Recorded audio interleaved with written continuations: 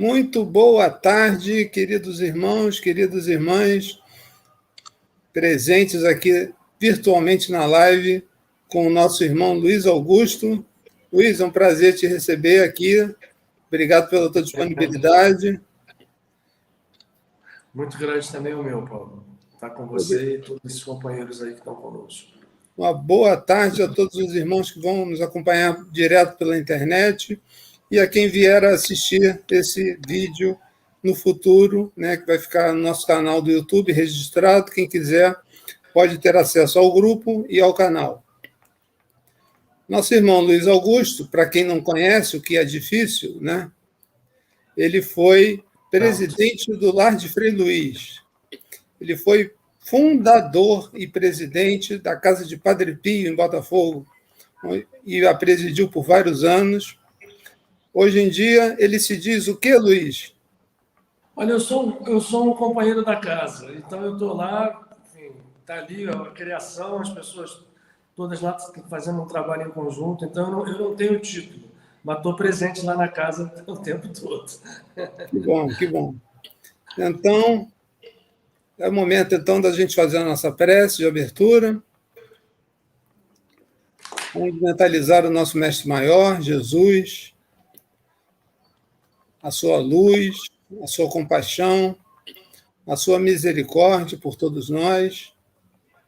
Vamos pedir a esse Mestre que governe as nossas mentes, que governe o nosso coração. Aos amigos espirituais, ao guia espiritual de Luiz Augusto, ao de todos os que aqui estão presentes, formando uma corrente unida, uníssona, em busca do conhecimento e da libertação das ilusões. Que esse conhecimento possa ser trazido, que nós possamos praticá-lo, utilizá-lo nos nossos relacionamentos familiares, nos nossos relacionamentos de trabalho, na vida com outros seres humanos que, como nós, buscam a felicidade. Trazei, Senhor Jesus, Mestre Paulo de Tarso, mentor do nosso grupo, em vosso nome, em nome de Deus acima de tudo, é que pedimos a devida permissão para darmos por iniciado o nosso estudo da tarde de hoje, dando todos juntos, graças a Deus. Graças a Deus. E o nosso estudo começa com uma pergunta, uma curiosidade. Luiz, doutrina espírita e espiritismo. Você consegue enxergar, e poderia discorrer para a gente sobre a identidade profética que existe entre o espiritismo e o Velho Testamento bíblico e a Cabala? É uma pergunta complexa, Paulo. Mas nós vamos tentar trabalhar sobre esse tema, porque eu acho muito, muito importante, principalmente na era que nós estamos vivendo agora, né? Esse século XXI, que já vai na sua segunda década e terminada, né? Já para iniciar a terceira década do século. E nós vemos que esse tempo físico nosso não pode medir processos que são muito profundos, né? Então, quando você fala do espiritismo ser um momento divisor de águas, eu concordo perfeitamente com você. Eu só quero deixar para as pessoas que não me conhecem, eu sou criado num berço espírita, né? A minha avó materna foi uma das médiuns mais expressivas que eu conheci. E fui criado, portanto, dentro do berço do espiritismo, vendo-a trabalhar como médium, fazendo exatamente como foi recomendado pelo mestre, né? Dai de graça o que de graça recebeste o tempo inteiro, até o final da sua vida física. Então, o espiritismo, para mim, foi o meu berço, onde eu entrei no conhecimento e na procura de uma vida espiritual que pudesse se associar a essa nossa vida física tão complicada aqui. E a gente analisando, quando você fala a pergunta sobre a ligação com o processo da Kabbalah e o processo do espiritismo, eu vejo com muita clareza, e acho que essa clareza não é para mim, é para todos aqueles que efetivamente buscam com sinceridade, o entendimento que partiu do próprio Kardec, né? Eu acho que nós estamos em tempo, nessa década de tanto conhecimento, de tanta importância para o destino do mundo, né? Nós aí estamos discutindo agora enfim, o mal que o homem tem feito à nossa natureza, à natureza do planeta e aos seres que nele habitam e a ele próprio. Então, nós estamos discutindo realmente o futuro do mundo. Não é apenas uma figura de linguagem, é discutir o futuro do mundo para amanhã. É muito importante que a gente resgate a figura do Kardec dentro dessa linha, desse processo que você fez aí na pergunta. E acho, quando a gente fala resgate, é no respeito ao próprio Kardec, porque eu não sou um conhecedor profundo da vida dele, mas eu me atrevo a dizer que sinto muito bem o que ele quis quando se atirou, enfim, na missão que ele tinha que cumprir para trazer ao mundo, né, uma estruturação de todos aqueles fenômenos, das verdades que vinham, do conhecimento que vinham através dele, depois de ter percebido com clareza que os fenômenos tinham uma natureza inteligente. Né? Começou o cético para depois entrar e construir essa obra monumental, essa obra de gigante. Eu me atrevo a dizer que eu acho que sinto que ele, ao final da vida, né? E foi muito curto, né? Nós todos sabemos aqui que o período de trabalho físico, de anos físicos de Kardec, foi curtíssimo, né? Desde o lançamento do Livro dos Espíritos, em 1858, e depois, na sua desencarnação em 69, passam-se muito poucos anos físicos. E ele trabalhou intensamente aquilo para deixar essa obra de gigante para nós. E eu vejo claramente nos escritos das obras póstumas de Kardec que ele, quando foi apanhado por aquela desencarnação repentina, ele tinha em mente construir uma comunidade, né, e tinha comprado até um terreno para isso, uma casa para isso, e estava preparando a mudança. Uma comunidade de estudos onde ele via que as fronteiras do espiritismo se alargariam enormemente. Por tudo que ele tinha vivido, por todas as mensagens que ele tinha recebido, estruturado, constituído na sua obra. Vocês vão ver que eu não gosto muito da palavra doutrina. Eu acho que essa palavra é uma das coisas que refletem muito os processos egóicos do homem, que se repetem, né, de maneira cansativa, de maneira quase automática, ao longo dessa caminhada do homem.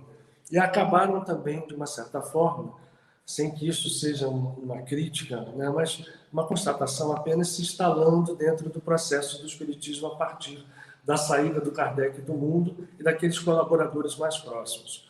O Kardec via claramente ali, naquele momento, que o espiritismo tinha uma abrangência enorme, porque ele deixava abertas e possíveis de serem utilizadas como comunicação e intercomunicação fronteiras de mundos que aparentemente estavam separados pela dúvida, né? As pessoas acreditarem ou não que havia vida após a morte, por entendimentos sobre essa vida posterior, sobre a ressurreição dos mortos, que vinham dentro de muitas estruturas religiosas, dentro do catolicismo. As visões orientais que Kardec conhecia muito bem, que ele quase que preconizou a vinda, né, de percepções que eram mais comuns ao Oriente, entre elas a reencarnação, né? Existe um entendimento, né? Isso já é conhecido, de Kardec custou aceitar a reencarnação. Ele só aceitou depois que ele lia às vezes 60, 70 mensagens para poder construir uma resposta e colocar a resposta a uma pergunta. Então a reencarnação veio trazendo o conhecimento que era mais comum no Oriente, a percepção da divindade como algo muito maior do que um Deus pessoal, um Deus sentado no trono, um Deus criador. Eu via Kardec naquele momento como olhando aquele horizonte como se estivesse à frente de um mar infinito e estivesse preparando a sua obra. E ele deixou, né, o Kardec deixou uma citação que eu acho fundamental, seria fundamental para todo mundo que se aproxima do Espiritismo ou que professa o Espiritismo. O Espiritismo é um movimento contínuo, é um processo de aprendizado, é uma evolução permanente. E ele deve, sempre que houver, porque ele prezava muito o lado científico, né, sem que esse lado científico fosse capaz de atrapalhar todo aquele processo. Vide, né, que entre as suas obras principais está lá os Evangelhos segundo o Espiritismo. E ele diz que a ciência, ele prezava muito a ciência como um fator fundamental do entendimento da vida e um processo que teria resultados práticos, né, na evolução da sociedade humana na Terra, e ele dizia que o Espiritismo devia estar sempre atento a todos os movimentos que a ciência desse, e ele deveria incorporar. E aí ainda tem um adendo a essa citação, que muitas vezes é oculto nas traduções, ele deveria se incorporar essas novas verdades trazidas pela ciência, ou se incorporar a elas, se deixar incorporar. Kardec era a expressão de alguém, sim, com uma consciência, era uma alma, para usar um termo bem conhecido, era uma alma de escola, era um espírito superior, provavelmente tendo vivenciado encarnações e mais encarnações, junto ao Cristo, a encarnação como um druida, ou seja, é interessante essa, né? Foram um druida porque era tido uma religião pagã, né? No entanto, nós sabemos que todas essas visões, essas tradições espirituais possuem conhecimentos profundos de uma verdade que não pode ser definida por uma linguagem só. E aí ele deixou essa mensagem para nós. E o que eu vejo, Paulo, e vejo as pessoas que estão conosco? O Espiritismo acabou, né? E ele, na verdade, ficou mais intensamente aqui no Brasil, olhando todo esse lado que nos levava ao entendimento, entre aspas, religioso, e a ciência e o entendimento progressivo foi ficando um pouco de lado. Eu não quero dizer totalmente abandonado, porque nós temos as obras fantásticas aí de autores como André Luiz, como Emmanuel, que trouxeram esse processo bem claro, se baseando no movimento do próprio Kardec. E deixaram espaços abertos para entendimento de uma verdade, no entendimento de que não se pode fechar a verdade em uma só, né, uma só língua, uma só caixa, para usar um símbolo bem direto, e perceber quão rica e quão infinita, né, é a sabedoria que nos está posta, porque nós todos somos imagem e semelhança. E você falando da pergunta sobre a Kabbalah. A Kabbalah na verdade, as pessoas vinculam com o judaísmo, mas a palavra judaísmo não existe, nunca foi escrita na Torá, não existe na Torá e nos livros dos profetas, não existe nenhuma vez escrita a palavra judeu ou judaísmo. Porque o judeu era aquele que pertencia a uma das 12 tribos, a tribo de Judá. E a estrutura religiosa não era pura e simplesmente apropriada por essa tribo. Foi uma estrutura religiosa trazida, eu vejo com muita precisão, né, comandada pelo alto, e veio, né, como outras tantas vieram em tantas épocas e tradições espirituais, mas talvez até preconizando ou antecipando a intensidade que tomaria a civilização do Ocidente nos anos que se seguiram, né, principalmente a passagem de Jesus sobre o mundo, né, fisicamente. Então, a Kabbalah é uma estrutura de saber de uma profundidade enorme e que não se vincula necessariamente ao judaísmo, até porque esse judaísmo para a Kabbalah nem existe. Ela tem todo um processo de entendimento, inclusive a comunicação com o mundo espiritual, que era proibida, né, teoricamente proibida por Moisés. E era isto feito porque a maioria das pessoas, porque a comunicação com o mundo espiritual existe desde que o homem é homem, ela não é propriedade de nenhuma doutrina, de nenhuma religião, é um dom da natureza humana, a gente não está preso, né, aqui, e só não nos comunicamos mais porque nós mesmo fechamos os canais.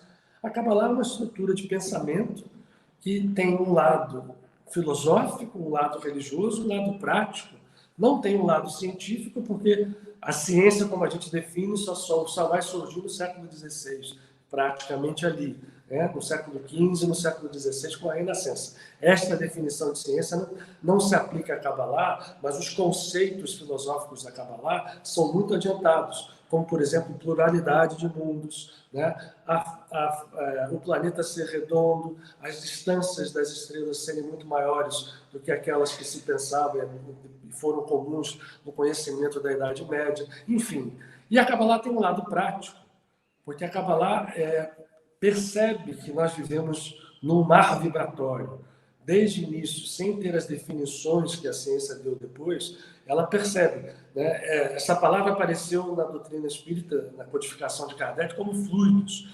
E a Kabbalah percebe isso, né? A energia, existem nomes dentro da da tradição cabalística que definem bem isso, né? E essa estrutura vibratória pode ser perfeitamente vinculada à consciência, tanto a consciência divina quanto a consciência humana, e nós podemos manipulá-la, a força do pensamento, a força das emoções.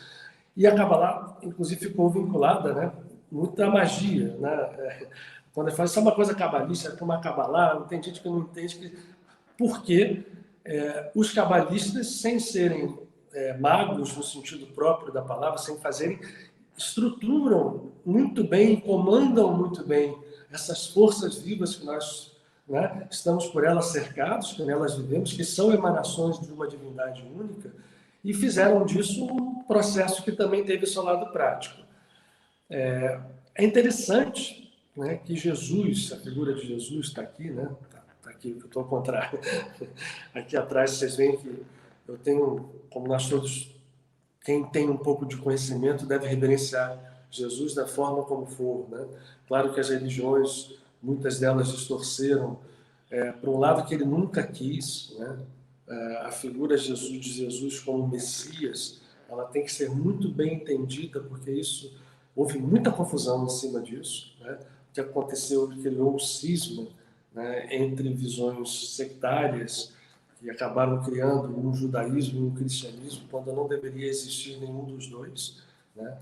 Se deveria seguir um processo do qual Jesus faz parte como um ponto fundamental, né, que veio ao mundo para continuar um trabalho dos seus predecessores, né, desde Abraão, né, os seus patriarcas, a quem ele reverenciava muito. E Jesus, se a gente vai olhar nos evangelhos, muitas das suas citações, muitas das suas parábolas são perfeitamente acopladas ao conhecimento cabalístico, que era contemporâneo de Jesus. Mas Jesus foi um divisor de águas, porque depois dele houve uma mudança, inclusive, no próprio comportamento dos seus companheiros de raça, né? Os judeus, né? Na verdade, eram os hebreus, porque não eram só da tribo de Judá. E depois da passagem de Jesus no mundo, tudo foi muito transformado, principalmente no Ocidente, eu repito, né? E aí a gente vai ter a estruturação de uma igreja, né, que teve toda uma estrutura política, nós todos sabemos a história. Eu sempre digo que se entende muito pouco o islamismo, mas a missão do profeta Maomé também tem uma função que era a intenção reparadora, talvez, de voltar ao entendimento mais global da espiritualidade, e foi perdido de uma certa forma. E o espiritismo, quando aparece, né, ele aparece como novamente um divisor de águas, mas em que sentido? No sentido de deixar, ou procurar deixar claro, de que nós não vivemos presos a essas forças que estruturam o universo físico. Há outros planos, há outros universos, e eles podem se comunicar, né? Houve um chamado de lá para cá. Não, ninguém foi buscar isso. Lógico que eu vou voltar a dizer, havia uma comunicação espiritual, desde que o homem é homem, né, das mais diversas formas, das mais diversas civilizações. Mas o espiritismo, dentro daquele momento em que a civilização ocidental do século XIX se preparava para dar um salto, e assim deu, né, o século XIX, eu sempre digo isso, o Paulo acho que acompanha já as minhas lives, né, eu sou assim, um apaixonado no sentido de entender que o século XIX nos trouxe luzes em diversos campos, nos campos de todas as religiões. Houve grandes santos católicos, grandes santos vinculados ao judaísmo, grandes cabalistas, né? Surgimento do movimento Bahá'í, que foi uma tentativa de voltar à espiritualidade muçulmana ao seu objetivo fundamental, que era uma união de todas as luzes. Não sei, é um lugar, eu sempre recomendo que se conheça esse movimento Bahá'í, né? E a ciência, né, que foi trazendo as verdades que culminaram no século XX, com a teoria da relatividade, com a mecânica quântica. Isso tudo, tivesse tudo dado certo, né, no sentido de que, né, todo mundo tivesse aceito essa verdade, não o espiritismo veio se estruturar no Brasil como algo, né, voltado, como eu disse, mais para o lado religioso, mas no mundo inteiro continuou, né, o processo de entendimento, de busca de contato com esse mundo espiritual. Mas se a vaidade humana tivesse sido menor, nós teríamos entendido como este processo é um contínuo. Como Jesus, na grandeza da sua figura, que é um Messias, sim, mas Messias é muito mais do que uma figura que cria e faz acontecer transformações objetivas no planeta, é um estado de consciência que promove transformações primordialmente subjetivas. E hoje a gente já sabe que tudo que está dentro está fora, que o subjetivo não tem mais uma distinção clara do que é objetivo e subjetivo. Então, ele sabia muito bem, pela sua condição espiritual, que o seu trabalho se destinava, provavelmente, aos tempos que nós estamos vivendo, para um maior entendimento, né? Para que se pudesse fazer a coerência de tudo. E o Espiritismo precisa participar disso, né? Eu volto nessa fala confusa toda que nós estamos aqui, a lembrar que o Kardec disse isso. Ele não queria que o Espiritismo tivesse, certamente, se constituído como uma religião, onde muitos companheiros nossos, né, respeitando todos eles, dizem: se não estiver no Pentateuco de Kardec, não é verdade.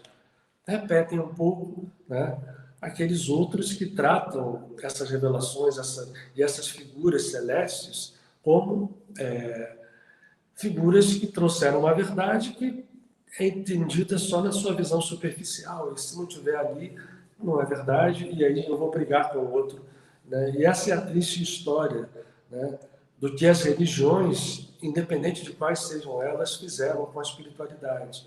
Mas a espiritualidade sobrevive. E o conceito de Messias, Jesus foi um dos que disse isso com toda clareza, né? Eu assinalo, e aí levando em conta, ver como é importante, né, o conhecimento da tradição hebraica que está vinculada ao Kabbalah muito profundamente, que só enriquecem mesmo os evangelhos, né, as citações de Jesus nos evangelhos. Um dos momentos mais que nós todos sabemos, né, inclusive deu origem a rituais dentro da igreja, e entendimentos de teologias e teologias que foram feitas a partir daí. É no Evangelho, num dos evangelhos canônicos, do de João, onde Jesus, no momento capital, onde ele, depois de ter passado 3 anos, é importante citar isso, né? Jesus passa 3 anos nesse mundo, em nenhum momento ele sofre dor, ele propõe dor ou sofrimento, ao contrário, ele só propõe compaixão e amor. Ele vai rompendo paradigmas, um atrás do outro, mas sempre alegre. É uma falácia também a visão de Jesus pobrezinho, né, fazendo apologia da pobreza. Não. Ele defendia os pobres e falava do egoísmo dos ricos, mas jamais preconizou a pobreza. Pelo contrário, ele tinha amigos que tinham posses, né? José de Arimateia, Nicodemos e tantos outros. E em nenhum momento ele disse ou falou mal do dinheiro. Mas disso, quão difícil era lidar com essa energia desde aquela época, porque o ego humano não sabe. Mas ele viveu lá os 3 anos, né, deixando claro, rompendo paradigmas uns atrás de outros, trazendo para o seu colégio apostólico um cobrador de impostos, né, que eram as figuras mais odiadas, mostrando, trazendo mulheres para acompanhá-lo, coisa que também chocava a sociedade da época, e várias outras coisas. No final do processo, ele sabe que precisava passar por aquele momento do Calvário como um pequeno momento para mostrar que ele que estava ali, aquele espírito daquela ordem maravilhosa, de uma consciência espiritual messiânica, né, que aí eu vou chegar ao conceito de Messias, estava ali corporificado no ego humano. E ele faria naquele momento, né, e Paulo de Tarso entendeu muito isso, que aquela morte, porque a gente para na morte e fica ali olhando Jesus morto, mas o conceito é a ressurreição após a vitória da vida sobre a morte, né? O controle total que um ser com este estado de consciência tem da aparente morte, né?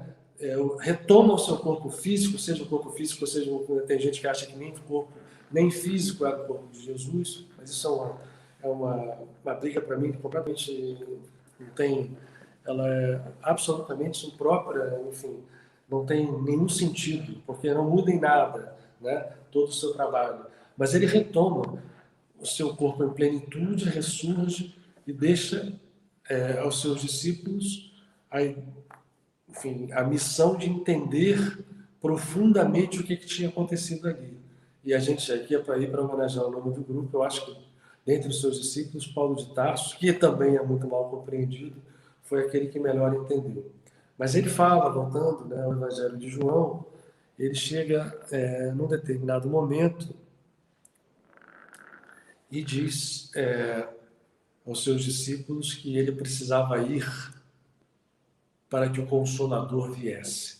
Está lá no final, eu não vou dizer o capítulo a vocês exatamente, mas é facilmente aberto, quando ele diz o Consolador, o Paráclito, que é o nome grego, né, para o Consolador, e que é vinculado ao Espírito Santo, e que depois foi associado a uma das pessoas da Santíssima Trindade na visão da teologia cristã católica, cristã de uma forma geral. E ele diz uma coisa interessante: eu preciso ir para que venha o Consolador, e quando o Consolador vier, deixará muito claro a todos, né, no mundo sobre o pecado, a justiça e o juízo. Bom, vamos começar com a palavra Consolador. A palavra Consolador, ele falava aramaico, né? A gente não pode esquecer isso. E hebraico, quando precisava, porque o hebraico é um aspecto sagrado da língua, o aramaico era um aspecto mais vinculado a popular, mas também muito profundo. E a palavra Consolador que ele usou em aramaico é Menachem, em hebraico, desculpem, em aramaico é Menachma, são semelhantes. E a Kabbalah, já contemporânea a Jesus, no seu conhecimento, diz que o nome do Messias será Menachem, ou seja, o nome do Messias será o Consolador. E Jesus, no Evangelho de João, diz: é preciso que eu vá para que venha o Consolador. Vejam como ele entende profundamente o conceito de Messias. Ele era o Messias? Sim. Por quê? Porque ele deixou ali na sua vida, né, e principalmente na sua vida pública, muito claro o poder que atinge uma consciência quando desperta. Controla os processos, realiza milagres, curas, multiplica pães e peixes aparentemente do nada, mas as energias universais que estão à disposição dos seres que fazem com que a sua consciência se conecte ao entendimento da vida mais largamente, como ele fazia com toda clareza, mostrando para as pessoas, acalmava tempestades, trazia a visão do poder do amor, do poder da compaixão, do poder da oração, do fundamento da fé. E eu faço um parênteses aqui, porque a palavra que Jesus usa também em hebraico, fé, a gente confunde muito, né? Porque aí a gente acha que fé é acreditar em alguma coisa, um estado totalmente passivo, né? Ah, eu tenho fé em Deus, eu tenho fé naquele... Eu acredito ou não tenho fé em Deus, se não acredito? Não, a fé é muito mais do que isso. A fé é um substantivo que se expressa de uma forma verbal em hebraico ou até em outras línguas, né? Em português nem tanto, né? O verbo fidelizar ele não expressa bem que fé é, dizia o Humberto Roden, um dos grandes mestres a quem eu tenho assim um carinho muito grande, porque muito aprendi com ele. A fé é uma passividade dinâmica. Dinamis em grego é força. Então, ela emite força. E Jesus usava a palavra emuná. E a palavra emuná, ela vai além da fé. Ela vai para a certeza. Porque Jesus diz, né, numa das suas frases mais conhecidas, aquele que tiver fé dirá a este monte, vai daqui para lá, e isto acontecerá. Porque ele tinha provado aos seus discípulos isso. Mas ele diz, aquele que tem certeza. E na Kabbalah, um dos conceitos entendidos como um dos estados mais deletérios para a humanidade é a dúvida.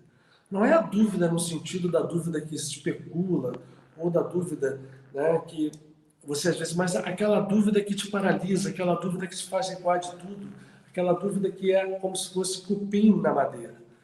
E para Kabbalah é preciso ter a certeza. Jesus usa esse termo com esta conotação. Há que ter emuná, e, portanto, ele vai trazendo na sua vida, naquele momento, com a consciência, isso é ser o Messias, isso é ter a consciência messiânica, porque o Mashiach é o ungido, é aquele que recebe com unção a consciência divina dentro dele e a expressa com toda a plenitude. E, portanto, ele estava fazendo aquilo, ele era Messias, mas ele diz, eu preciso ir para que venha o Messias, o Consolador, lembrem-se, Menachem, esta era a palavra, que era o nome do Messias, o Espírito Santo, o Paráclito. Olha que beleza. Ele precisava ir para que a consciência messiânica pudesse vir, o dom do Espírito Santo pudesse vir a todos. Porque Jesus era absolutamente um democrata, no sentido de um fraterno, entender que ele e todos nós somos iguais em essência. E o que ele dizia era, eu despertei a essência crística. Eu sou o irmão mais velho, eu sou o filho que mostra a plenitude do Pai nele. Vocês também são, só não estão fazendo isso. Então eu preciso ir para que esse Espírito Santo venha. E o Espírito Santo é consciência divina. Por isso até faz sentido, né? O dogma cristão de dizer que ele é um dos componentes da Trindade que é una, porque em nós vive um Espírito Santo adormecido. A gente precisa abrir esse espaço e todo o trabalho de Jesus foi em função disso, fazendo com que se completasse aquele trabalho iniciado pelos seus patriarcas precursores e profetas precursores. Ora, a gente sabe o que aconteceu depois, né? No primeiro momento, o cristianismo tem um impulso enorme, né? E há um momento em que ele se vincula ao poder humano e se transforma numa religião com política. E muito interessante isso, é porque toda aquela espiritualidade que estava com os cristãos no começo, aquela vivência fraterna, o trabalho de Paulo, que era um cabalista, ele era discípulo de Gamaliel, e Gamaliel é conhecido dentro da Kabbalah porque ele era um componente do Sinédrio, então é uma figura conhecida dentro do judaísmo também. Gamaliel é conhecido na Kabbalah como um dos grandes cabalistas. Portanto, Paulo era cabalista. E Paulo deixa transparecer isso dentro da sua visão, né? Que acontece nas suas epístolas, demonstrando que o Cristo é uma consciência que viveu em Jesus e que se expressou com toda a sua grandeza através de Jesus, e por isso ele se torna um primogênito, né? No sentido de se fazer com que nós todos os sigamos como irmãos dele, né? Porque somos irmãos da mesma essência. Então, infelizmente, o processo cristão tomou uma força política e, por ironia, a espiritualidade profunda acabou caindo nas mãos dos companheiros hebreus, né, os judeus. Acaba lá com a destruição do Templo de Jerusalém. O Templo de Jerusalém era, naquele momento, a grande estrutura política, né? Muito mais naquele momento, depois que o rei Herodes fez aquele templo grandioso, aliado aos romanos, era uma estrutura política que muito pouca espiritualidade havia ali. A espiritualidade com Jesus vai para os cristãos, o templo de Jerusalém é destruído, e quando o cristianismo se torna uma religião organizada, estruturada em Roma, e é muito interessante, Emmanuel diz isso, né?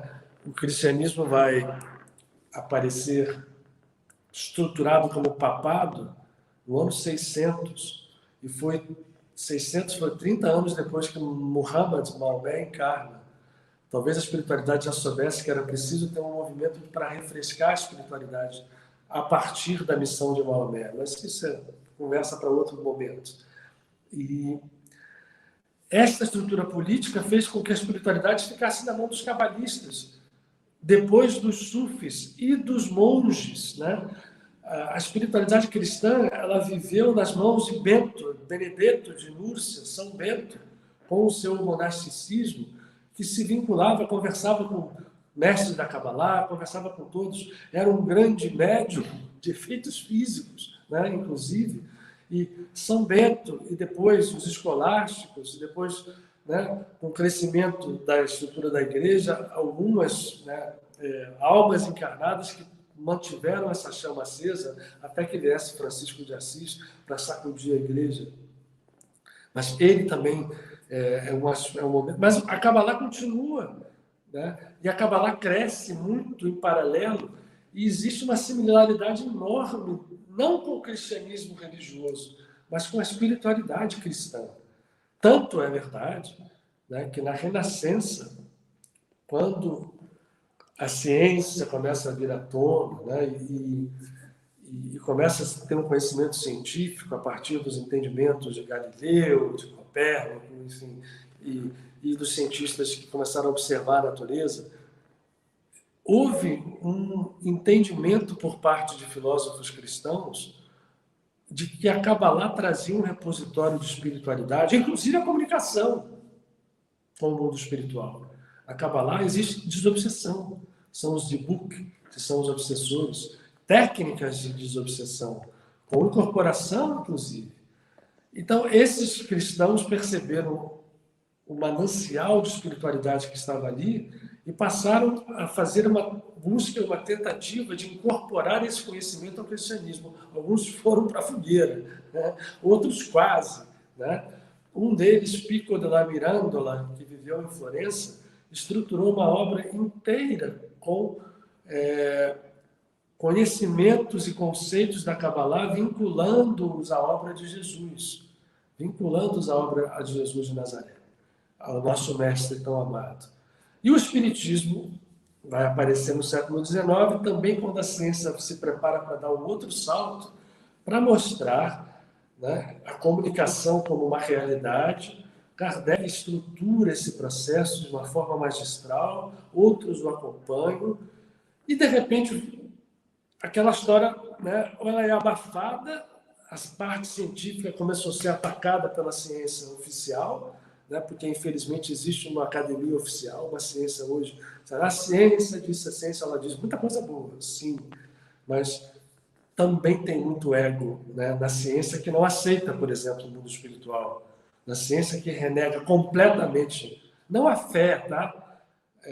Renega a crença espiritual sem olhar ou sem procurar olhar as realidades profundas que estão ali, que nos apontam de maneira indefectível para uma consciência criadora. É preciso que a gente entenda que aquele Deus das religiões, esse Deus realmente não existe, esse Deus, né, antropomorfo, e a consciência infinita divina, ela sim existe em plenitude. Ela existe aí para quem quiser ver. E a ciência pode, muito bem, como Kardec sonhava, ser um instrumento poderoso para esse entendimento. E vai ser, eu tenho certeza que vai. E o lado religioso, né? Novamente o lado humano, porque aí a gente vai ver o Espiritismo, apesar dos sopros renovadores que houve no século XX, principalmente com a obra do Chico Xavier e de outros grandes médiuns, né? Ficou ali uma coisa que as pessoas ficam tentando defender, né? Como se tivesse que ser defendido, né? Kardec foi categórico, eu repito. E vou parar aqui, viu, Paulo? Porque eu acho que eu não preciso falar muito, acho que a gente pode começar a fazer um diálogo agora. É mais produtivo, com perguntas. Kardec foi claro, foi categórico. O Espiritismo vai incorporar todos os avanços, ou incorporar ou ser incorporado. Até porque as coisas que estão escritas no livro, nos livros de Kardec, superficialmente falando, muitas delas já não podem hoje ser aceitas, mas precisa entender por que não. Não é para negá-las, mas para entender o movimento evolutivo que a gente corajosamente precisa dar a isso. Oi, Luiz. E lembrando, né, que o Livro dos Espíritos fala para a gente de uma filosofia espiritualista e não de uma religião, não é? Exatamente. O aspecto é esse, né? Exatamente. Exatamente isso. Porque, primeiro que não se constituiu uma religião mesmo, ainda bem, mas ainda não se constituindo, nos micromovimentos espíritas, às vezes você tem uma coisa quase religiosa, né? Quer dizer, chefes que comandam e dizem que tem que ser acontecer, infelizmente. Mas, enfim, é da natureza humana. Seja aqui ou ali, a gente vai ver mais ou menos sempre se repetir esse padrão, até que a humanidade desperte, né, Paulo? Dentro desse contexto aí que você falou, Paulo era cabalista, aprendeu com Gamaliel, Você acha que existia um planejamento para os hebreus seguirem com Jesus e alguma coisa teve que ser mudada na rota? Qual é a sua opinião a respeito desse momento crítico? Olha, eu vou te dar um exemplo. Certamente há planejamentos, mas a gente está muito ainda. Eu vou voltar para aquela minha avó que eu citei, né, que ela tinha uma sabedoria enorme, que ela tinha desdobramentos, lá viu o mundo espiritual, mas olha, meu filho, a gente vê tanta coisa lá que a gente vai pensar aqui, se a gente começar a pensar muito, a gente fica louco, né? Realmente o pensamento racional, ele tem que obedecer como um recipiente, né? Alargamentos do espaço do recipiente para que ele possa entender. Se eu começo a tentar entender com um recipiente muito fechado, então, quando você fala isso, certamente há planejamentos no mundo espiritual, sim, né? E há possibilidades. Eu acho que Jesus veio a esse mundo trazendo, certamente sabendo que a maior probabilidade seria de que os homens que, mesmo seu povo, né, que queriam um Messias davídico, guerreiro, né, um sujeito que chegasse e tirasse o domínio de Roma, que restabelecesse o Estado, né, o reino de Davi, e esse era o conceito messiânico que tinha. Portanto, ele não poderia ser aceito naquele primeiro momento. Paulo chega trazendo um trabalho e deixa para a sua posteridade uma percepção de espiritualidade profunda, que era um conceito de entendimento. Como é que ele via Jesus ser aceito pelos seus companheiros de raça? Ele era o Messias, mas precisa-se entender o que é o Messias, né? E ele deixava muito claro, né? O Messias é alguém que vai libertar as consciências de que a transformação do mundo virá a partir daí. O não aceitação de Jesus pelos judeus aí nessa época, né, onde muitos aceitaram, mas vejam como é que essa aceitação acabou depois gerando uma estrutura religiosa também extremamente egóica, né, a ponto de uma separação tão brutal que hoje você pode perguntar a pessoas que não estudam espiritualidade profundamente, há pessoas que não sabem nem que Jesus foi judeu, que não sabem que seu pai, por exemplo, José, era um judeu por inteiro, né? Que nunca foi cristão, até porque desencarnou antes de Jesus começar a sua vida pública. Então, o entendimento das pessoas, né?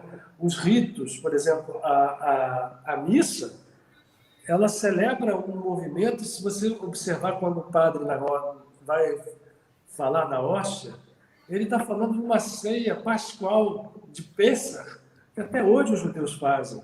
Jesus estava com seus apóstolos fazendo aquela ceia, mas ele olhava as coisas com muito mais atitude, muito mais à frente. E esse planejamento, eu concordo, Paulo, ele deveria ter acontecido, mas a possibilidade de não acontecer também estava prevista, né? Porque eu hoje sou convencido disso. Para as visões mais amplas de consciência, 2000 anos, 2000 e poucos anos, são nada. Literalmente nada, né? Para o plano espiritual, a medida de tempo não passa como nós aqui. Isso também tem convicção. E, portanto, assim, o trabalho aconteceu, né? Ele veio, não foi aceito pelos da sua raça, porque a religião, naquele momento, queria um salvador guerreiro, de espada na cinta.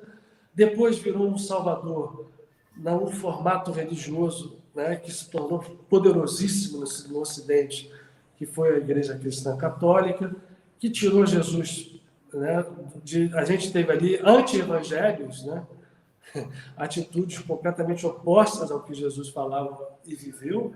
Então, assim, e você vai ver, como essa história de tempo, se você vai olhar a obra do Kardec no livro do Livro dos Médiuns, tem uma comunicação do Erasto e de Luís, São Luís, que era o protetor de Kardec, dizendo que em 100 anos eles entendiam que todo mundo que a verdade espírita estaria aceita plenamente no mundo. Já passaram 150. E aí? Eles estavam errados? Não. Era uma percepção que, para eles, né, tem sempre a probabilidade de acontecer outras coisas e da gente direcionar, porque o destino fechado, como a gente imagina, a teoria hoje da mecânica quântica mostra para a gente que não existe isso, né? Você pode sempre mudar destinos para um lado ou para o outro. E eles todos são previstos. Na mecânica quântica, Luiz, na física quântica, né? Na realidade, tem a teoria da incerteza de Heisenberg, e você calcula probabilidades do elétron, das substâncias materiais estarem num determinado tempo no espaço. Mas quando você vai naquela probabilidade, ela já deixou de existir. Ela já está em outra probabilidade. Exatamente. Então, é um movimento... Isso que você falou é perfeito. Você pode aplicar com cuidado a percepção de por que o Erasto e São Luís disseram que em 100 anos as verdades estariam no mundo, e já temos 150 anos, mas provavelmente eles não estavam se referindo a uma estrutura espírita como ela se formou, por exemplo, aqui no Brasil, né? Uma doutrina que a pessoa ou é espírita ou não é. Eu acho que é uma percepção da espiritualidade como algo que é a realidade máter, é a realidade primeira, né? A realidade espiritual. Hoje a gente tem, talvez no mundo, até já foi feito pesquisa sobre isso, a maioria das pessoas acredita na transcendência da vida. Existe comunicação espiritual feita até fora dos campos, né, do espiritismo, como ele está constituído aqui no Brasil. Existe transcomunicação, existe uma busca permanente desse entendimento. E o que está hoje no espiritismo, o trabalho do Kardec é um tesouro que precisa assim ser tratado.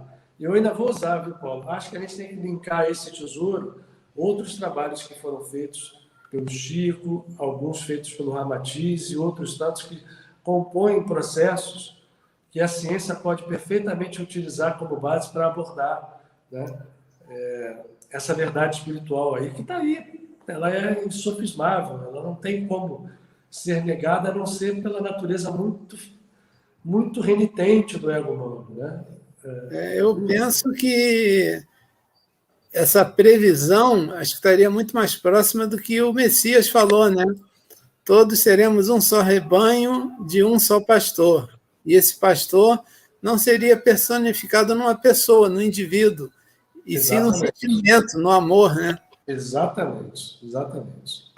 O pastor, o Messias, é um estado de consciência. Você sabe que tem uma música que é cantada pelos cabalistas? Sabe que eles adoram música, eles usam a música como os orientais usam, né? Música é usada também, mas a característica da música dentro da tradição cabalística é que são quase todas alegres. Quase todas são feitas, e dizem que Jesus fazia isso, que ele cantava salmos, e cantava salmos com seus apóstolos o tempo inteiro. Aliás, se você pegar os evangelhos, tem quase uma centena de citação de salmos diretamente feita por Jesus, por Paulo de Tarso nem se diz, né? Mas essa música, tem uma música que diz: nós somos Mashiach, nós somos Mashiach. Porque é isso que você falou, é um estado de consciência, não é uma figura física especificamente. Algumas delas, como Jesus, expressam com toda a plenitude a figura do Messias, né? Na linguagem oriental, é o grande avatar, né? Jesus ele é o Messias nesse sentido, é um espírito que certamente, se não for ele o governador do planeta, como diz o Emmanuel e todos os outros, ele está dentro de um conceito que governa essa humanidade aqui, provavelmente outros. É um espírito de um estado de consciência divino, a gente pode chamar, né? Voltando à minha avó, a minha avózinha, ela dizia, né? A gente não pode conceber Deus, mas através de Jesus a gente enxerga Deus, sim, a divindade, né? Num dos seus aspectos mais poderosos. Ô, Luiz, indo mais atrás, né? Você falou da ligação de Jesus com o Espiritismo. E da ligação de Jesus como Messias presente lá no Velho Testamento, presente na Cabalá, Isaías e todos esses profetas, o que você teria? Eu não tenho dúvida que Jesus é a figura predita. O que acontece é que uma das regras básicas que existe Aliás, Paulo de Tarso, como cabalista, escreve isso nas suas epístolas, né? A letra mata, o espírito faz viver, né? Então, um conceito básico da Kabbalah, e principalmente quando se refere à Torá, é que você tem 4 níveis de entendimento que são premissas para os 70 níveis mais profundos de entendimento.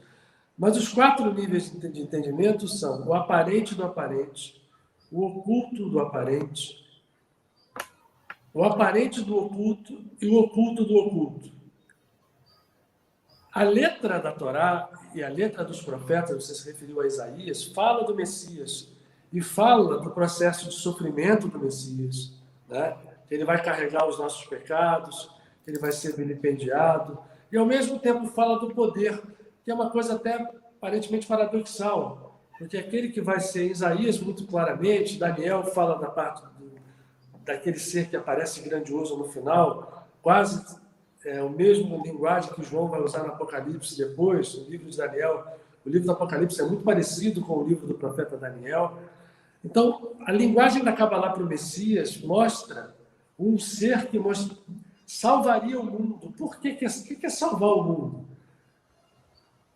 É salvar mostrando que esse estado de consciência está à disposição de todo mundo, se nós quiséssemos, como humanidade, como seres individuais, como você falou na tua oração, fazer aquilo que o Mestre fez, amar incondicionalmente, ter a fé poderosa, a alegria, a certeza de que a gente não existe nada, morte onde está a tua vitória, nós todos seríamos, muito rapidamente, né, expressão desta consciência divina que está dentro de nós. Então, Jesus é o Messias que chega e mostra, isto é ser o Messias. Agora, eu, o ego humano, Jesus, eu tenho que ir, porque o Espírito Santo, o Messias, tem que vir. Em quem?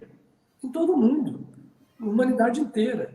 E esse é o grande desentendimento das religiões, que ficam esperando que Jesus vai voltar nos céus, né? E aí eu volto à história da letra. Quando eu olho a história na Kabbalah, isso pode valer para os evangelhos também, aquilo é o aparente do aparente, é a roupa, é a veste, que é bonita, né? As histórias são interessantes, os salmos são belas poesias, mas o que está oculto ali dentro é o que nos interessa, né? Como diz Paulo, a letra mata, o espírito vivifica. Ele alerta isso com certeza porque ele queria que as cartas dele fossem entendidas assim, pelos seus companheiros, compatriotas, né, de raça, judeus, ao dar o rompimento de entender que aquela revelação não era apenas para o povo judeu, Paulo expressa um conhecimento que era comum na Kabbalah. Os cabalistas não tinham nenhuma restrição a que o seu aprendiz ou fosse judeu, né? Tanto que há grandes cabalistas que são de origem gentia, mas que se convertem, entre aspas, não ao judaísmo, mas à Kabbalah, e que são grandes sadiquim, né? A palavra justo é aplicada por eles para definir o santo. Aliás, tem uma curiosidade, não sei se você ouviu, se você percebeu essa live, então você deve... existe um dos apóstolos de Jesus, chama-se Judas Tadeu, né? Você sabe de onde vem a origem da palavra portuguesa Tadeu? Não. Exatamente da palavra hebraica tzadik, justo. Porque tinha outro Judas, né? O Iscariotes, que foi, enfim, já dito como traidor, que é uma pena, porque é um espírito de muita luz hoje, e era antes, né?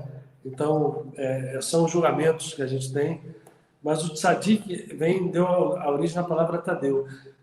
São muitos tzadikim que não têm sangue judaico, ou sangue hebreu, que depois se transformam em grandes mestres cabalistas. Paulo, quando ele percebe que ele tinha que passar o evangelho para os gentios, e a figura de Jesus como esse símbolo messiânico, né, claríssimo, né, mas que era um símbolo messiânico que mesmo ele aqui ele entendeu, eu vou porque tem um segundo tempo, vem o Consolador. E aí as pessoas estão esperando que Jesus volte pessoalmente como pessoa. Olha, até pode acontecer. Quem sou eu para ser dono da verdade? Né? Mas o meu entendimento é que, se nós ficarmos presos nesse processo, a gente não vai a lugar nenhum. Né? Nós é que precisamos fazer nascer dentro de nós essa presença. E uma referência absurda ao Cristo, um amor enorme, porque ele é uma figura. Nossa mãe, como é que você vai definir uma figura dessa ordem, né? Jesus. O Luiz tem uma passagem de Atos dos Apóstolos, né? Que quando Jesus ascende aos céus, né, junto com 2 varões, né? E Jesus ali está materializado, a gente sabe, né? Isso. E os varões dizem, né? Esse Jesus que há de vir é como está aqui, em espírito. E as pessoas não entendem isso, né? É isso. É exatamente olhar pela letra e esquecer que debaixo da letra está lá o Espírito para poder mostrar que ele há de vir sim. Né? Da mesma forma como ele subiu, ele vai vir em espírito para poder viver dentro das pessoas. Aliás, esse é o grande segredo dele estar na hóstia. Né? Tem alguém falando aí alguma coisa? Não, senhor.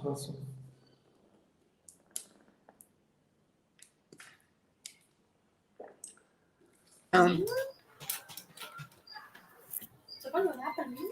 Eu sou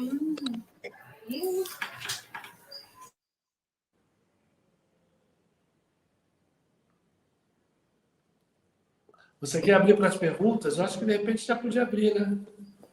Se há perguntas, né? Itamar, temos perguntas?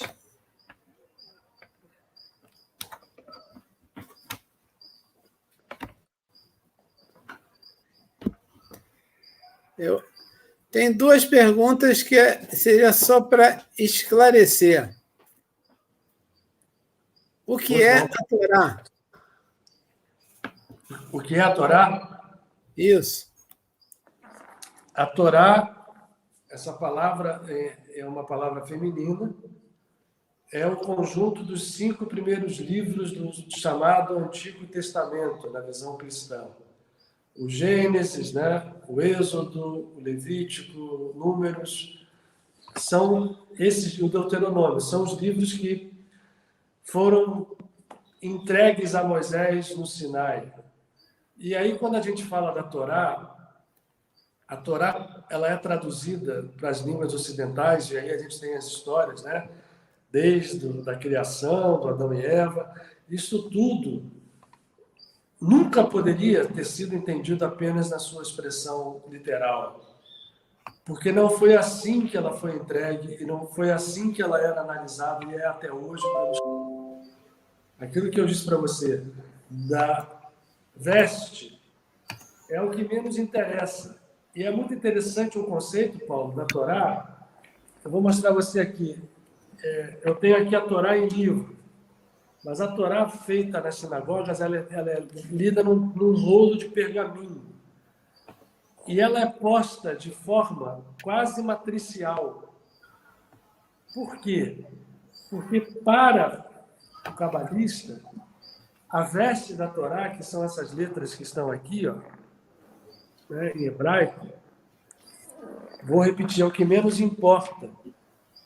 Porque mais do que a história, vai valer mais frases isoladas, palavras isoladas e até letras isoladas.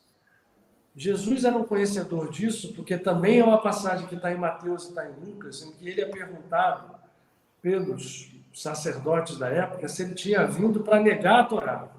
Ele diz, não, de jeito nenhum. Eu vim, pelo contrário, para reafirmar a Torá. E aí ele fala uma frase meio enigmática, que ele diz assim, ai de quem tirar um patar da Torá. O hebraico não tem vogais, como a gente tem nas línguas ocidentais. O Luiz, a Torá que era conhecida também como uma lei, né? É como a lei de Moisés, né? É a lei que veio ali, porque tem os preceitos, que são os preceitos que são a veste, né? Você não pode fazer isso, não pode fazer aquilo, ou deve fazer isso, ou deve fazer aquilo. Mas eu estou falando das coisas mais profundas. Quando Jesus diz que não pode se tirar nenhuma vogal, um ponto vocálico, porque o hebraico, as vogais são pontos que ficam embaixo das consoantes. Quem mexer num ponto é digno de danação. Jesus fala isso. Porque Jesus sabia o quê? Que a Torá está estruturada da mesma forma que está estruturado, por exemplo, o nosso código genético. Se eu mexer numa base nitrogenada de um cromossoma e trocar de lugar, eu posso criar um resumo absurdo. Ou posso, como hoje, a engenharia genética, a terapia genética já faz, de pegar trechos cromossomiais e trocar com fins benéficos. Para o cabalista, esta lei de Moisés,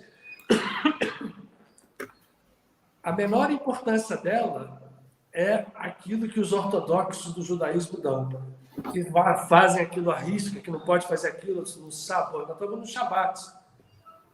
Nós estamos em meio ao Shabat, ao sábado. Para o ortodoxo, por exemplo, uma luz dessa não podia estar acesa, porque você não pode acender fogo. Mas hoje a gente tem até lâmpada de LED, né? E assim, esses preceitos rituais superficiais, que no judaísmo são uns, no hinduísmo são muito maiores. Não sei se as pessoas sabem disso, mas a Torá tem 613 preceitos, né? Não é mandamento, preceitos para você fazer e não fazer. Aliás, a palavra, você sabe que a palavra mandamentos não está na Torá, né? Está errada? Os 10 mandamentos são 10 dibrot, 10 pronunciamentos do divino, que tem uma conotação mais profunda quando entendida, que é para olhar não só aquela parte superficial. Não é que aquilo não vale, né? Claro que vale. Está ali, amar a Deus, amar a Deus, não roubar, não tá. Não. Mas o fato é que mais profundamente está a substância, a essência, e foi nisso que Jesus se baseou.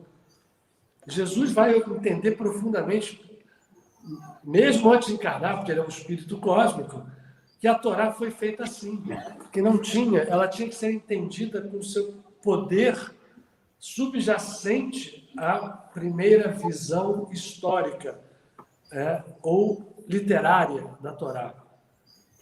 Cada um daqueles profetas que viveu fisicamente é também um arquétipo. Eu tenho falado isso, né? Você tem acompanhado as lives. Então, esses entendimentos que na Kabbalah se chamam carruagens, né?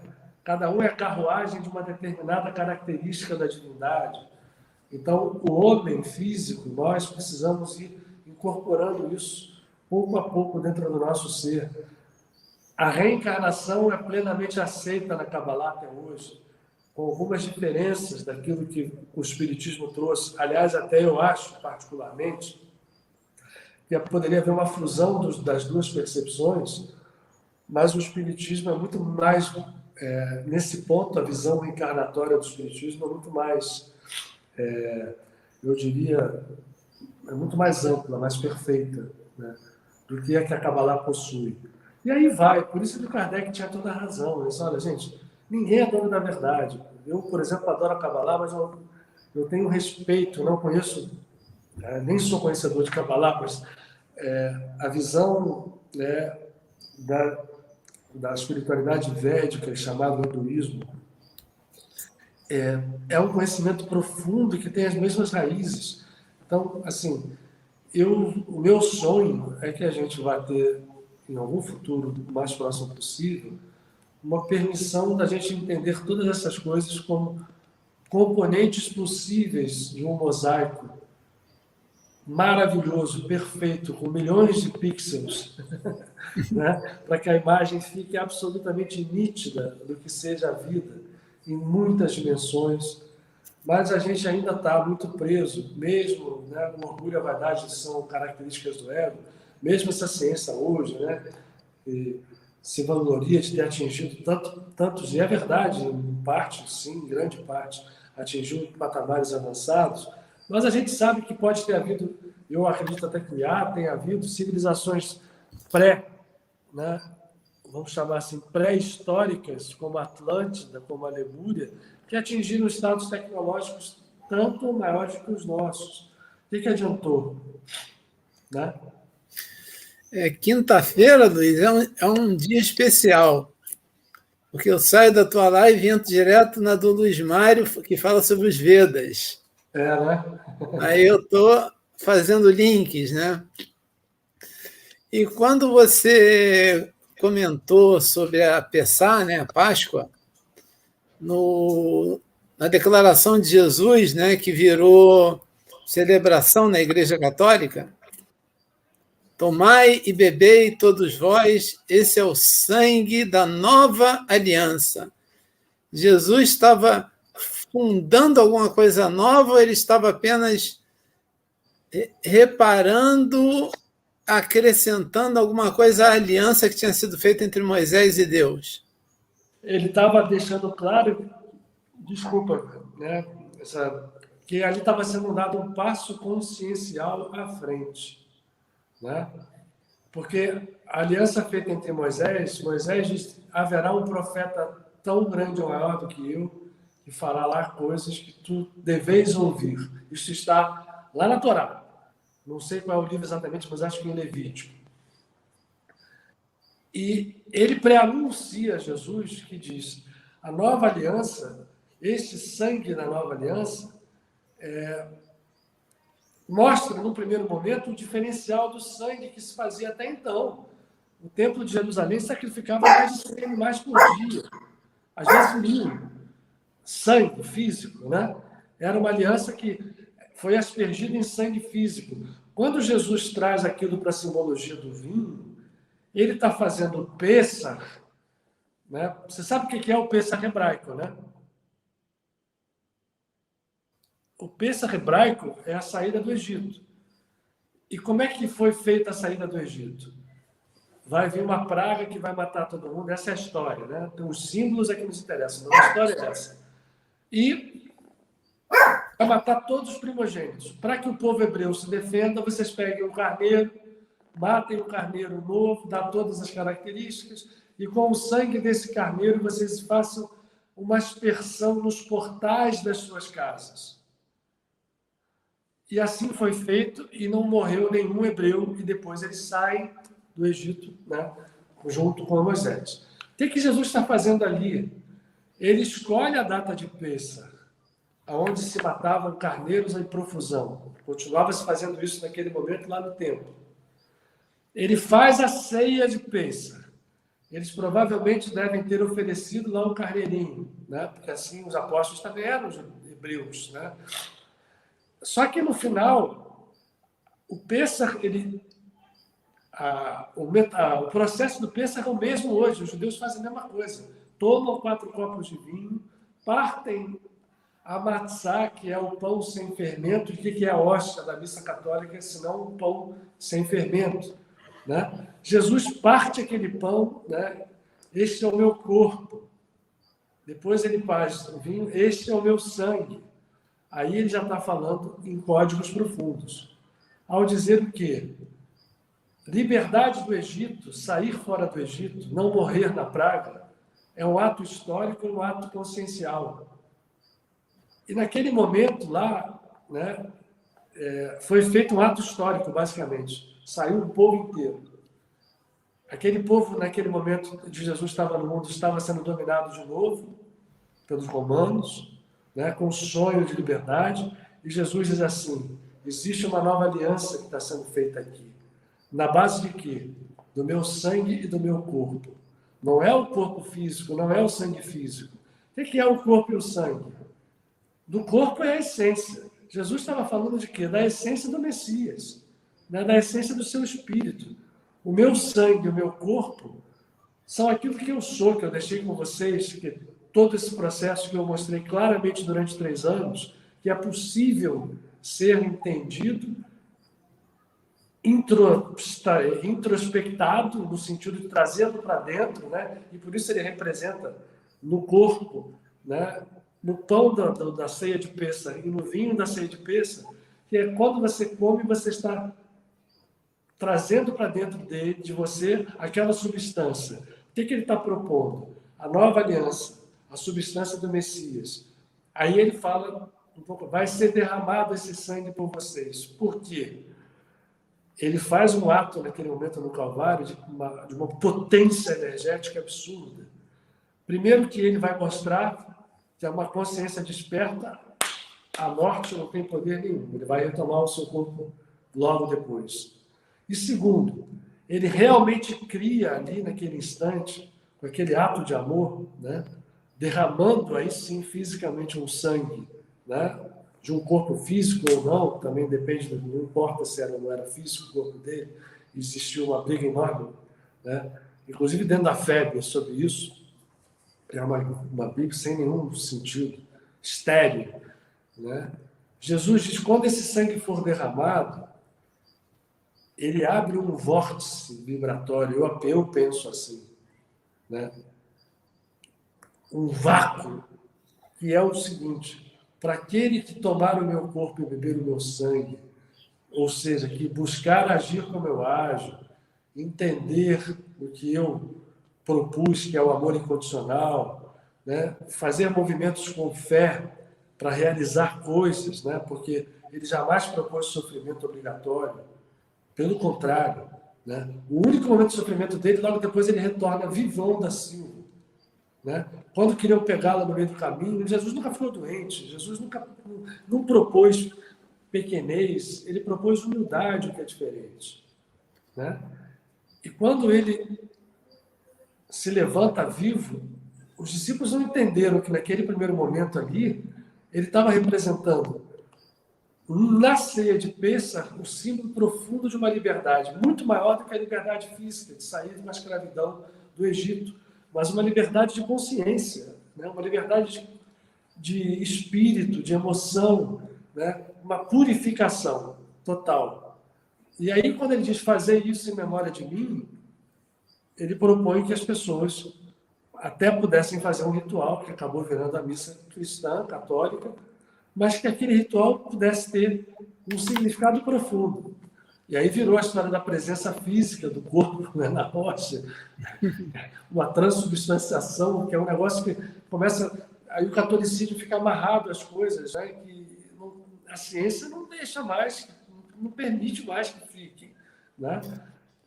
E aí, como é que a gente faz? Mas, por outro lado, se a gente bobear, a gente acaba ficando preso, né, a estruturas egóicas que estão ali sempre prontinhas para... Você sabe que o ego, um dos símbolos do ego, o maior símbolo do ego é a serpente, né? Uhum. E a serpente no paraíso, quando ela, no estado edêmico de Adão, ela não andava arrastada na terra, não, ela andava em pé. Ela tinha perninhas, né? E isso é falado. E ela não é tratada como um animal do mal, ela diz assim, era o animal mais esperto, né? Que era o ego da gente, no fundo, e era quando a história toda se realiza, ela é condenada a cair de boca na terra, se arrastar pelo chão. Olha que legal, Paulo, aí já dá uma viagem da maionese que eu faço aqui, estou vendo a hora aqui, está chegando perto do final da coisa. Como é que a serpente se mexe? Eu concordo com essa tua maionese, perfeitamente. A pegada de uma serpente não é uma onda? Sim. Hã? Frequência vibratória, né? Nós caímos em quê? No mundo das encarnações. Eu tenho a visão de que nós estivemos em estados de consciência em que o ego, e fomos trazidos aqui ao planeta para reencarnar no pó da Terra. O nosso ego vai se arrastar no pó da Terra. Aí Jesus diz assim, quando levantarem o Filho do Homem, da mesma forma como Moisés levantou a serpente no deserto, porque tem uma passagem que é estranhíssima na Torá. Quando estava correndo uma praga, mandaram que Moisés fizesse uma serpente de bronze, pusesse a serpente dentro de um anteparo que parece ser uma cruz, né? Existe uma tradição cabalística que diz isso, e que levantasse isso para o povo olhar. Quando ele fazia isso, havia cura. O símbolo disso, Jesus pegou e disse assim, da mesma forma como Moisés levantou a serpente, quando o Filho do Homem for levantado, haverá, nesse momento, a salvação. Olha que interessante. Jesus, ele se autorrefere em formas diferentes como, muitas vezes, o Filho de Deus, né? E o Filho do Homem. Quando ele está falando em Filho do Homem, ele está referindo ao ego que ele está, naquele momento, como consciência cósmica enfeixado, e que quando ele for levantado, ou seja, quando acontecer no Calvário, a história dele ser reerguido numa cruz, ele abre aquele vórtice vibratório para que as consciências possam ter um caminho de expansão através dali. Curados, né? No sentido profundo, com amor incondicional, a compaixão, a verdade, o poder disso. Não são conceitos, né? São forças vivas que podem atuar na nossa vida com eficácia absoluta. Ô, Luiz, então você concorda com Ramatiz quando ele diz que muito maior foi o sacrifício que Jesus fez para encarnar de um corpo físico do que para desencarnar no Calvário? Sem dúvida. Sem dúvida. Né? Para você colocar uma consciência com essa expansão dentro de uma estrutura, é a mesma coisa que você botar um escafandro pesado na gente e fazer mergulhar no fundo do mar para andar. Né? Imagina o sofrimento dele, que viveu o tempo inteiro com a gente aqui. E ele teve hora lá que ele reclamou, falou: ô, gente, pelo amor de Deus, né? Quantas vezes eu quis reunir vocês e vocês não querem, né? Estou aqui. Enfim, é um espírito realmente cósmico, que a gente pouco valoriza. Até porque eu acho que você transformá-lo no que as religiões o transformaram é desvalorizá-lo. E Paulo, lá nos Coríntios, né, ele fala sobre o amor, a fé, a esperança. E Jesus também diz isso para a gente quando ele fala: coisas muito maiores que essas vocês farão. O ego limitado não quer acreditar nisso, quer continuar criança, como Paulo falava. É isso, exatamente isso. É mais conveniente ter muletas, ser criança, não crescer. Pois é, e aí são crianças trapalhonas, né? A nossa humanidade tem sido uma humanidade de crianças muito trapalhonas, que ferem sem saber, ou sabendo, ou pensando que sabem, né? E aí a gente vê o que é essa sociedade que a gente tem aí, né? Infelizmente. Então, meu querido irmão, prefaciador, né? Mais tarde o pessoal vai saber do que. Para os amigos mais íntimos eu já falei, né? Mas deixa a surpresa. As tuas palavras finais e a tua oração para a gente fechar, 5 minutos. Então, primeiro eu quero agradecer a paciência, né, de quem esteve conosco aqui, pedir perdão por qualquer ponto não claro que eu tenha falado, e dizer que eu acho que a gente tem no planeta uma chance como talvez nunca tenhamos tido. E, ao mesmo tempo, um desafio, né? Talvez também como nunca tenhamos tido. E que ninguém autodespreze se acreditando não ter condições de participar do processo. Até porque hoje é muito claro, em todos os ramos mais avançados da ciência, que todos os processos são sistêmicos e que não existe sistemas que se resolvam a não ser se compondo com outros sistemas, né? A matemática, a física, a biologia mostram isso.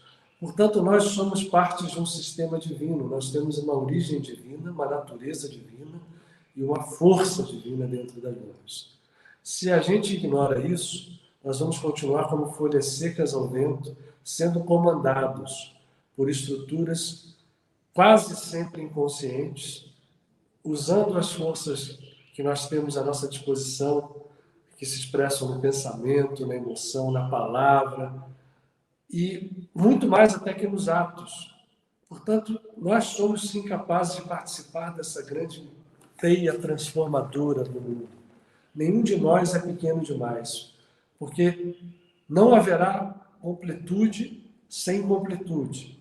Esta incompletude é uma característica de uma busca permanente. Então, nós temos que ir nos somando nessas incompletudes, porque sabemos quando virá uma completude, nem sabemos o que seja isso. Mas sabemos, sim, que sem nós, sem cada um de nós, sem a mínima estrutura criada desse universo, vamos referir só ao planeta, sem o mínimo ser, sem o ser mais humilde, faltando um deles, né? Não haverá esta sonhada harmonia.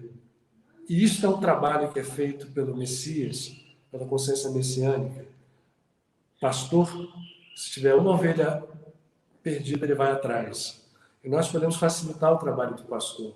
Nós podemos ouvir o chamado, né? E ir lá em direção, fazer a nossa parte. E a nossa parte é tão importante, a parte de cada um de nós, quanto a de todos os outros, sendo que nenhum é mais importante do que o outro. Infelizmente o ego pensa assim, mas não é verdade. Então, faço nesse momento, e o mestre orava, sempre que podia, ele se dirigia às montanhas para orar e fazia da oração um instrumento de trabalho, de vida, nos propondo que nós também fizéssemos. Orar não é apenas um ato de reverência, não é apenas um ato de petição, mas é um ato de conexão da nossa natureza egóica, mas que é divina, com a potência infinita que estará sempre nos circundando. Que, como diz Paulo, em Deus somos, em Deus vivemos e por fim existimos. Mas nós nem acreditamos que existamos em Deus. Nós precisamos perceber que antes de existir nós somos. E fazendo isso, o viver e o existir decorrem naturalmente. E para fazer isso, é preciso orar. A oração é o mais belo instrumento que nós temos, e que nesse momento, então, perto de uma hora sagrada, a hora angélica, em que a face materna divina se expressa, eu me uno a todos vocês, a todos nós, que estamos aqui, não sei quantos somos, mas sendo mais de um, somos tudo.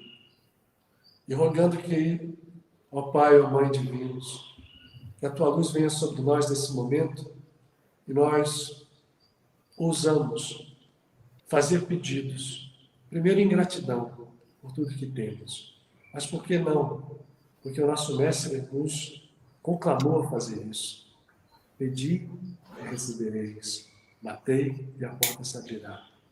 Que, portanto, o nosso mais profundo, no templo interior da nossa alma, nós elevamos a Ti, ó Pai e Mãe, esse pedido para que esta luz venha em nossa vida, trazendo despertar, trazendo cura, trazendo abundância. Porque a cura verdadeira, ela é repleta e viva, plena luz, luz viva e plena. E o seu corolário é a saúde, é a abundância, é a paz, é a alegria. Sendo mensageiros dessa luz, nós, de curados, podemos ser curadores. Que nesse momento os amigos espirituais que estão ao nosso lado possam espalhar essa luz curadora, fazendo com que nós sejamos daqui para frente um pouco melhores do que éramos há momentos atrás.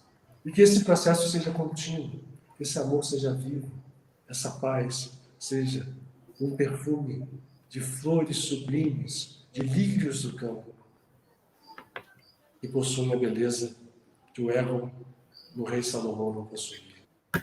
Que os nossos familiares sejam protegidos, amparados, que nós possamos estar sempre guiados, protegidos por Ti. E a gratidão nos move nesse momento. Gratidão sempre, luz sempre. Amém e amém. E assim seja.